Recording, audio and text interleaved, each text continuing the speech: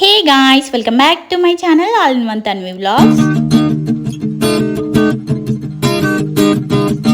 ఈ రోజు మన వీడియో ఏంటంటే పండు మిరపకాయ పచ్చడి, అది కూడా పక్కా కొలతలతో నేనైతే మీకు ఎలా పెట్టాలో చూపిస్తాను పదండి. ఫస్ట్ అయితే పండు మిర్చిని ఇక్కడ మేము 3 kgs వరకు అయితే తీసుకున్నాము. ఇవైతే మా డాడీ సంతలో తీసుకొచ్చారు. కేజీ 80 రూపీస్ అయితే పడింది. మరి మీ సైడ్ ఎంత ఉందో కూడా కామెంట్ చేయండి పండు మిర్చి కాస్ట్. వాటిని అయితే తొడిమలు ఉండగానే మంచిగా ఫ్రెష్ గా కడిగేసుకున్న తర్వాత ఒక జల్లి బుట్టలో అయితే నీళ్ళన్నీ పోయే వరకు అయితే పెట్టేసిన తర్వాత ఒక క్లాత్ పైన అయితే ఆరేయాలి. ఇక్కడ వెల్లుల్లిపాయలు కూడా 1/4 kg తీసుకోవాలన్నమాట.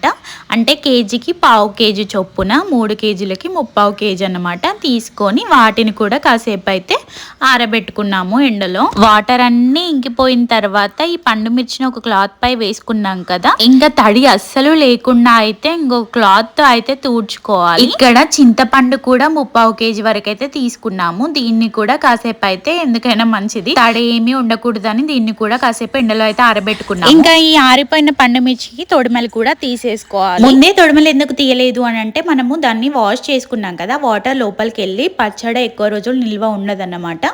అందుకే తర్వాత వాటర్ అన్ని ఆరిపోయిన తర్వాతే తొడిమలు తీయాలి. ఇంక ఇక్కడ వెల్లుల్లిపాయలు కూడా 1/4 kg తీసుకున్నామని చెప్పాను కదా, ఇంకా అవి కూడా పొట్టు అయితే తీసేస్తుంది మా మమ్మీ. నేనేమో ఇక్కడ చింతపండు నారలు అయితే తీసేస్తున్నాను. చింతపండుకు నారలు ఉండకూడదంట, నారలు ఉంటే అది మిక్సీ అవ్వదు కదా, అందుకే ఇంకా నారలన్నీ తీసేయాలంట. ఇంకా ఇవి 3తో పాటు గల్లుప్పు తీసుకున్నాము, అది కూడా 1/4 kg. 100 grams జీలకర్ర కూడా తీసేసుకొని ఇవన్నీ తీసుకొని మా ఇంటి దగ్గరలో ఉన్న ఆంటీ వాళ్ళ ఇంటికి అయితే తీసుకెళ్ళింది మా మమ్మీ. ఎందుకంటే వాళ్ళ ఇంట్లో గ్రైండర్ ఉంది, గ్రైండర్ లో గ్రైండ్ చేయడానికి ఒక కేజీకి అయితే 40 రూపీస్ చొప్పున అయితే ఆంటీ ఛార్జ్ చేస్తారు. ఇంకా 3 kgs కాబట్టి 120 రూపీస్ అయితే అయింది. ఇంకా ఇక్కడైతే పచ్చడి అయితే అయిపోయింది. ఇంకా దీన్ని ఎన్ని రోజులైనా స్టోర్ చేసుకోవచ్చు. 3 days తర్వాత అయితే తాలింపు పెట్టుకుంటే చాలా టేస్టీగా ఉంటుంది.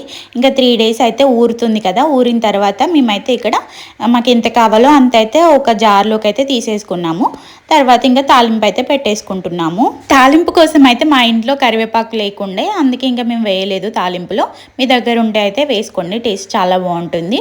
ఇంకా ఆయిల్, తాలింపు గింజలు, వెల్లుల్లి, ఎండుమిర్చి, పసుపు కూడా వేసేసుకొని ఇవి కొంచెం ఫ్రై అయిపోయిన తర్వాత వెల్లుల్లి కలర్ చేంజ్ అవుతుంది కదా, ఇంకా అప్పుడైతే కాసేపు చల్లార్చుకున్న తర్వాత ఈ పచ్చడిని అయితే అందులోకి వేసేసుకొని కలిపేసుకోవడమే. చాలా సింపుల్ కదా పండుమిర్చి పచ్చడి. కాకపోతే ఒక 3 days ఊరిన తర్వాత తాలింపు పెట్టుకుంటే టేస్ట్ బాగుంటుంది అన్నమాట. చాలా తక్కువ ఇంగ్రీడియంట్స్తో అయితే ఇలా అయితే టేస్టీగా పండుమిర్చి పచ్చడి అయితే రెడీ అయిపోయింది. నిజంగా టేస్ట్ మాత్రం అద్భుతంగా ఉంది. అసలు వేడి అన్నంలో నెయ్యి వేసుకొని తింటే ఇంకా ఆహా అన్నట్టు ఉంటుంది. మీరు కూడా ట్రై చేసి ఎలా వచ్చిందో కామెంట్ చేయండి. ఓకే మరి, thanks for watching. Bye bye, take care.